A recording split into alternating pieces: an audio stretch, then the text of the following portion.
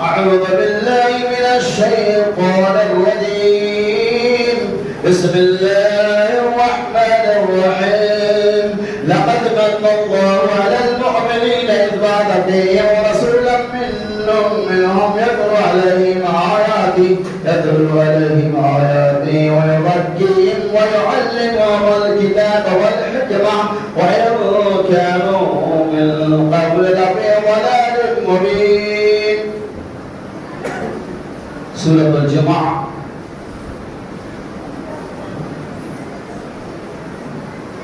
پارہ نمبر 28 آیت نمبر 2.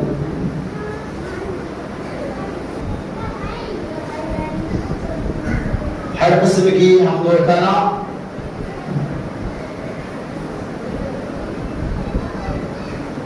برائی کی بریائی جملہ اقسام کی تعریفات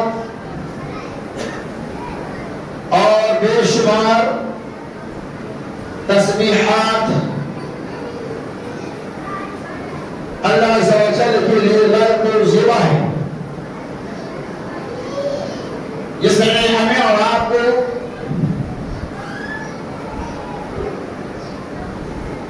دنیا کے گناہ حالات سے نمٹنے کی توفیق عطا فرمائی اور مذہب اسلام جس کی حقانیت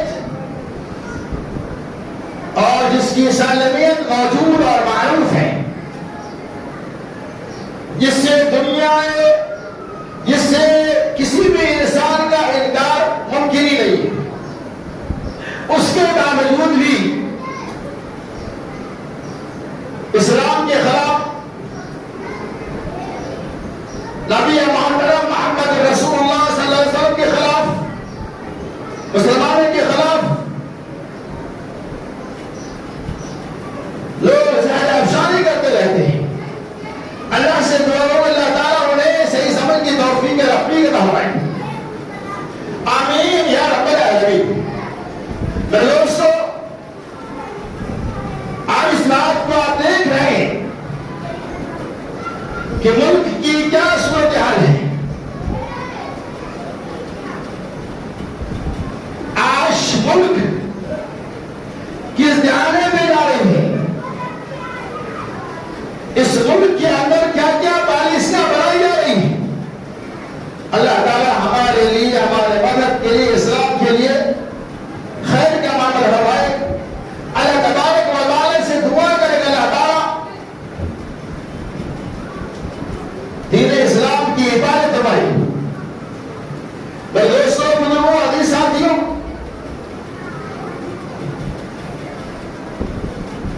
جیسے کہ جانتے ہیں ہمارا رمضان کا مہینہ ہے، 9 تاریخ ہو گئی،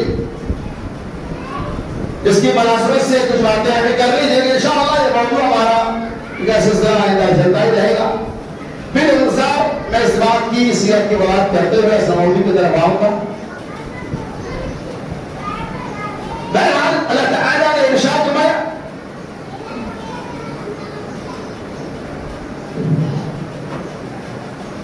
جیسے کہ قرآن مجید میں اللہ نے فرمایا لقد من الله على المؤمنين إذ بعث فيهم رسولا منهم. تحقیق کہ اللہ تبارک و تعالیٰ نے مسلمانوں کے اوپر، ایمان والے کے اوپر بہت بڑا احسان کیا. انہیں میں سے رسول کا انتخاب کیا. یتلو علیہم آیاتہ، جو اللہ تبارک و تعالیٰ کی آیتوں کی تلاوت کرتے ہیں. وَيُزَكِّيهِمْ، اور وہ نبی ہمیں بات کو صاف کرتے ہیں. وَيُعَلِّمُهُمُ الْكِتَابَ وَالْحِكْمَةَ، اور کتاب و حکمت کی، دانائی کی، علم کی باتیں بتاتے ہیں. وَإِذْ كَانَ مِنْ قَبْلُ فِي ضَلَالٍ مُبِينٍ، گرچہ اس سے پہلے آپ طلوعی گمراہیت کے اندر مبتلا تھے.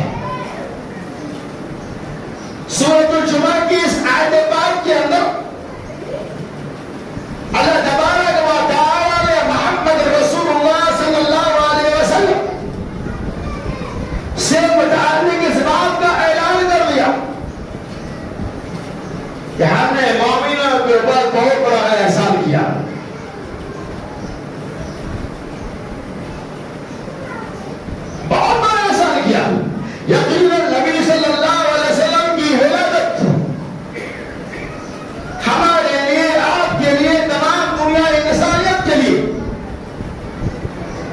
رسول بندہ نوا بخش ہے. یقیناً نبی صلی اللہ علیہ وسلم کی رسالت پیغمبری کے ذریعہ اس دنیا کے اندر پورے سنسار کے اندر جہاں کفر الحاد نادینیت کا غلبہ ہو چکا تھا،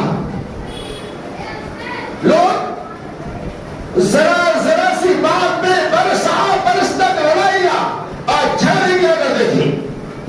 معمولی سی غلطی کی بنیاد پر بھائی کو قتل کر دیا کرتے تھے. لڑکیوں کی پیدائش کو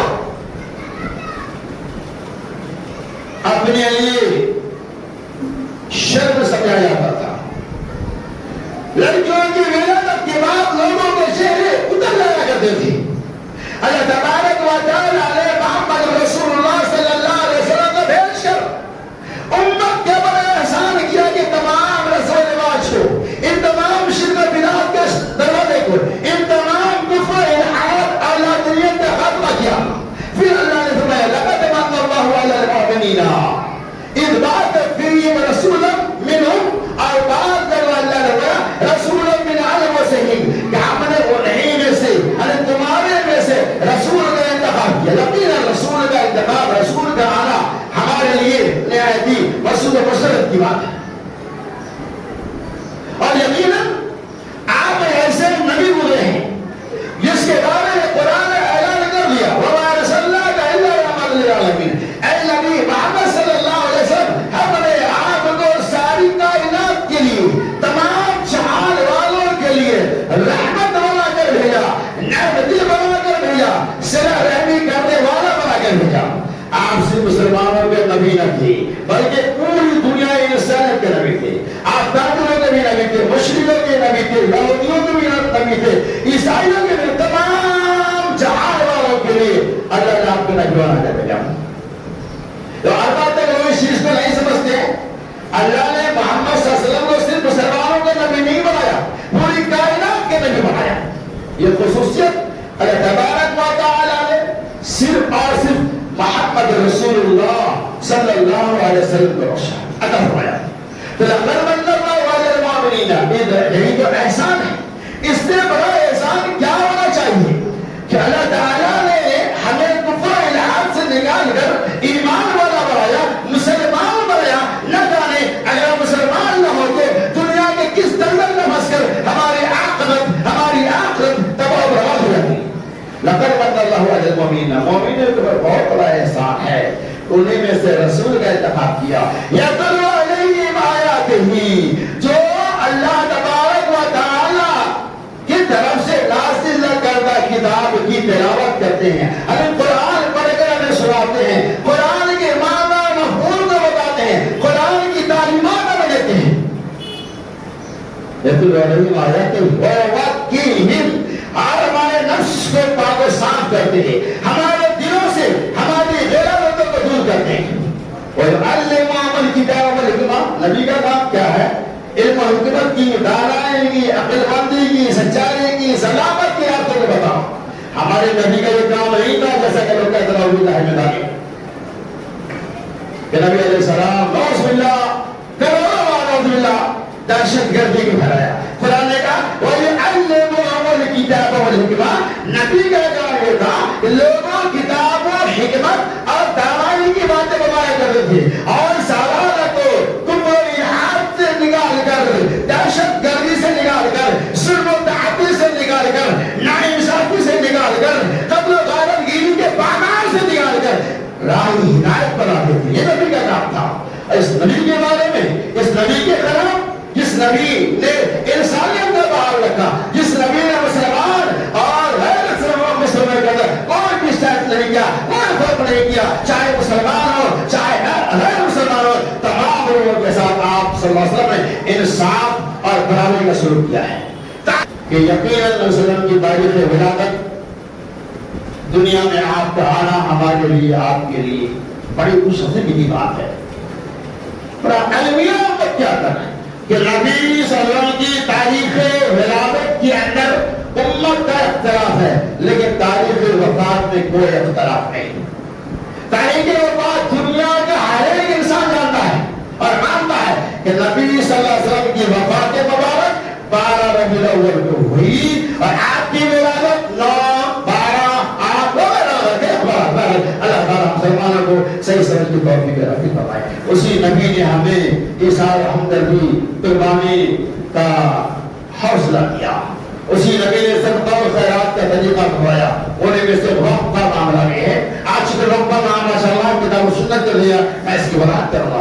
اس کائنات کے اندر مذہب اسلام میں سب سے پہلی جو مسجد ہے جو وقفی زمین بنی تھی وہ مسجد قباء ہے جو قبیلہ بنو نجار کے اندر نبی علیہ السلام نے قائم کیا تھا. وقفی زمین میں پہلی مسجد بنی تھی جس کا نام مسجد قباء تھا.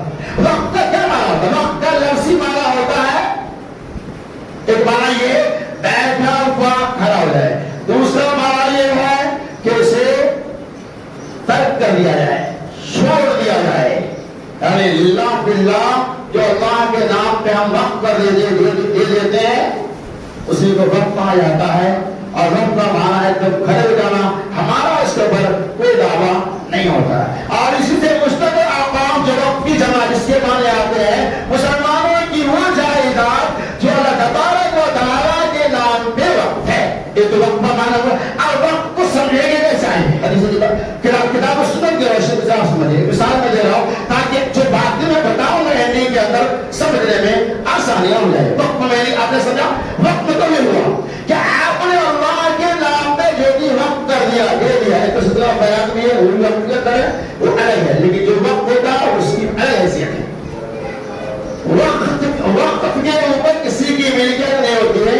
سب کو خیرات کے ملکیت ہوتا ہے. آپ نے جس کو صدقہ دے دیا وہ چیز اس کی ہو گئی. لیکن اگر آپ نے کوئی زمین وقف کر دیا ہے وہ اس کے اوپر کسی کی ملکیت نہیں ہوگی وہ اللہ کی ملکیت ہو جاتی ہے. مثال کے طور پر مدینہ منورہ کے اندر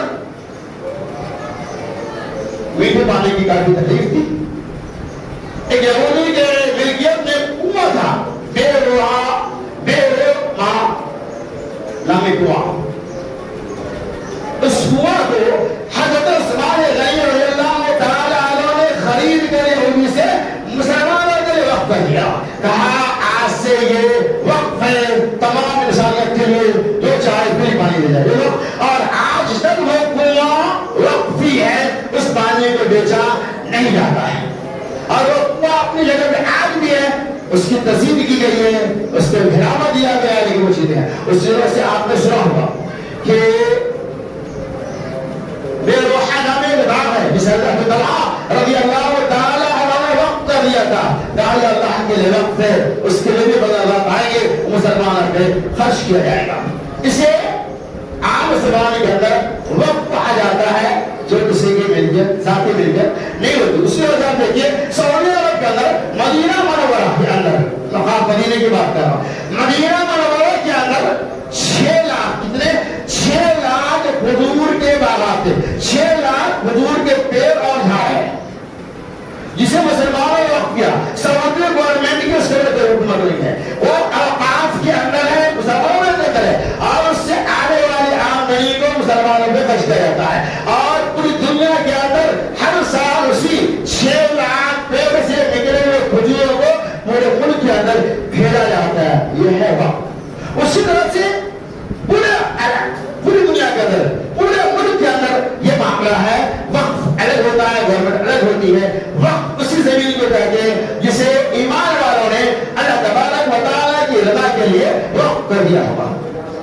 اسی میں آج ہندوستان کے اندر بھی وقف شدہ بے شمار زمین ہے. میں اشارہ کر رہا ہوں سنیے. اور ہندوستان کے اندر صرف یہ معاملہ تو آج کا معاملہ نہیں ہے. 300 سال 400 سال کی پہلی تاریخ کو دیکھو. ہندوستان کے وقت کا معاملہ انگریز سے پہلے بھی تھا. جب انگریز ہندوستان کے اندر آیا اور 1854 کے اندر انہوں نے مسلمانوں کی وقف شدہ زمین کو اپنے اندر میں لینا شروع کیا تو اس وقت کے دانشوران تھے علماء کرام تھے جو اہل خیر و دانش مندی اور ہوش مندی والے تھے. ان لوگوں نے کہا یہ تو ہماری وقفی زمین ہے جسے مسلمانوں نے ایمان والوں نے اللہ کے لیے وقف کیا تھا. یہ سرکار یا انگریز کیسے لے گئی؟ مسلمانوں نے احتجاج کیا. پھر اس کے بعد وہاں سے بند ہو گیا اور مسلمانوں نے وقف شدہ جائیداد کو اپنی ملکیت میں لے لیا. یہ معاملہ چلتا رہا. پھر ہندوستان آزاد ہو گیا تو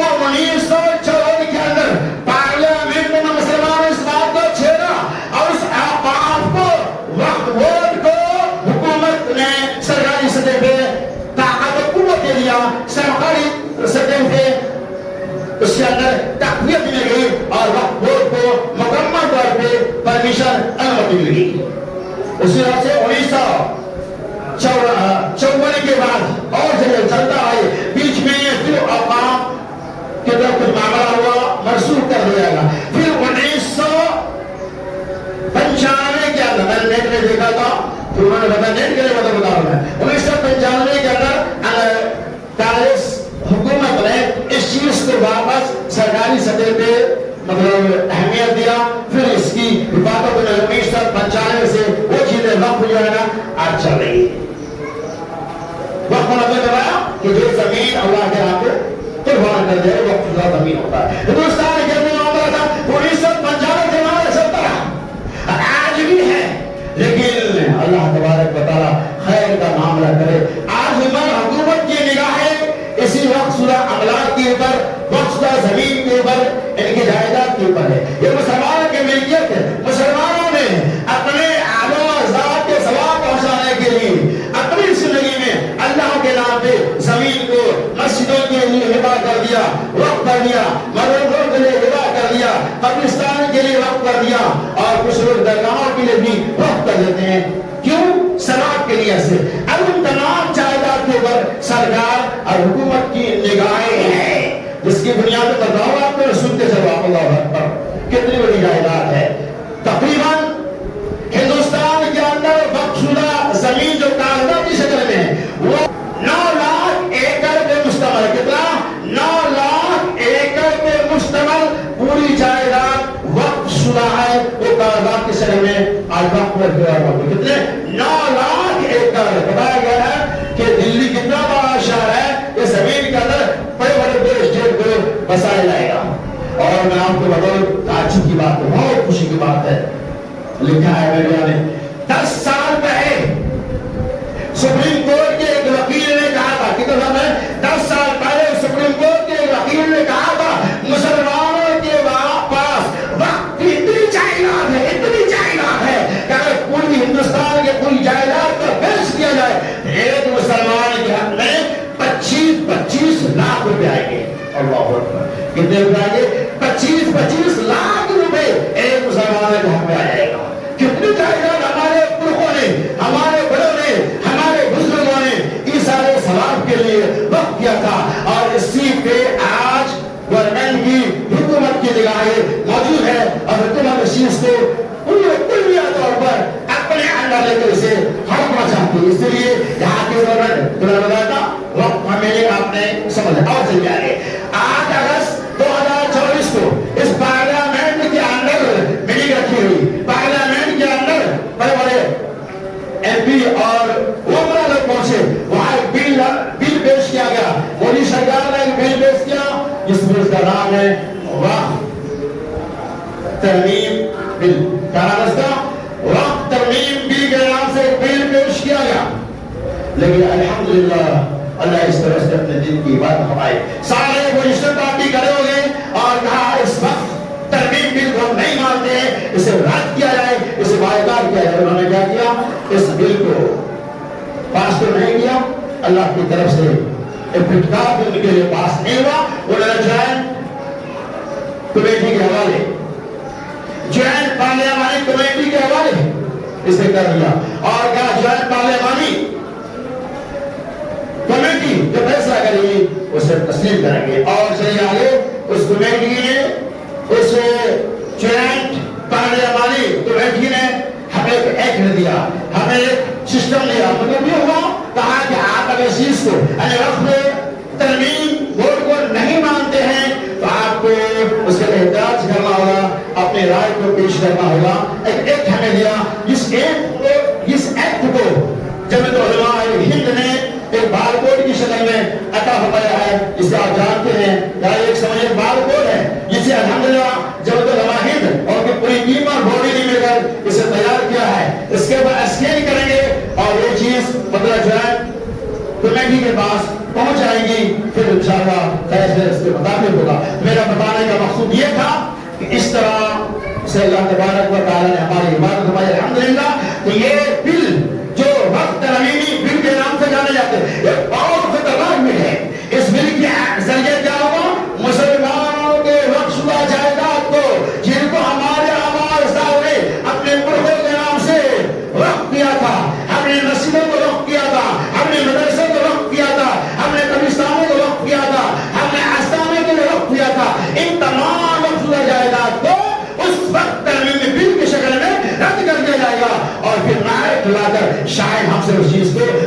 دیا جائے. اسی لیے الحمدللہ ہم لوگوں نے ہندوستان کے بڑے بڑے دانشوران نے مل کر اس چیز کو تیار کیا اور آج ہم جوائنٹ پارلیمانی کمیٹی کے سامنے اپنے احتجاج کو سرکاری سطح پہ پیش کر رہے ہیں. ایسا احتجاج نہیں ہے کہ لڑائی جھگڑے کے ذریعہ مار بھی کرنے کی. یہ ایکٹ ہمیں سرکار نے دیا ہے, کمیٹی نے دیا ہے. اس ایکٹ کے اندر اپنے رائے کو ای میل کے ذریعہ, جی میل کے ذریعہ ہم پیش کرتے ہیں. جتنا زیادہ ہو سکے آپ اس ترمیم بل کی مخالفت میں اپنے رائے کو پیش کرتے رہیں, اپنے اولاد سے جی میل کرتے رہے, ای میل کرتے رہے, تاکہ ہماری تقویت ملے, ہماری طاقت مضبوط ہو. اور چلیے بھائیوں, دوستوں, میری بہنوں اور میری ماں, اور جہاں تک میری آواز جا رہی ہے, میں ان تمام لوگوں سے خطاب کرتا ہوں کہ آپ اس معاملہ میں سستی نہ کریں. یہ معاملہ بہت ہی خطرناک ہے. یہ معاملہ کسی ایک مسلک کا نہیں. یہ معاملہ اہل حدیث, حنفی, بریلوی, سنی, شیعہ, جماعت اسلامی کسی مسلک کا نہیں ہے, بلکہ دنیا کے تمام مسلمانوں کا ہے. اس کے لیے ہم جتنا بھی ترجمہ کریں وہ کم ہے. لہذا اللہ سے دعا کرے اللہ تبارک و تعالیٰ اس طرح کی جتنے بھی دل آئے اسلام اور مذہب کے طرف, اللہ ان تمام بھیڑوں کو اور ان کے منصوبات کو نصف نابود کر دے. یہ مختصر خاکہ جو میں نے آپ کے سامنے پیش کیا, اللہ سے دعا کہ اللہ تعالیٰ ہماری چھوٹی سی محنت کو قبول فرمائے اور گورنمنٹ کی طرف سے وقف بورڈ کے خلاف جو ناپاک سازشیں ہیں, اللہ تعالیٰ ان کی سازشوں کو نصف نابود کر دے.